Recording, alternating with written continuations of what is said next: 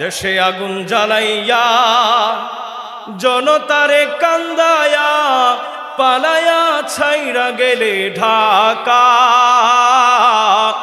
গণভবনটা এখন ফাঁকা।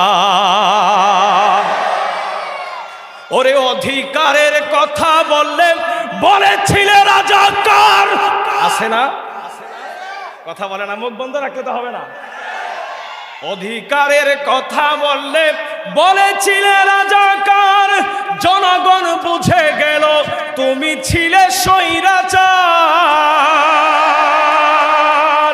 ও তোমার নাই তো শরম লাজ, তুমি বড়ই নাটকবাজ। ও তোমার নাই তো শরম লাজ, তুমি বড়ই নাটকবাজ। কাউয়া ডাকে না আর কাকা, গণভবনটা এখন ফাঁকা।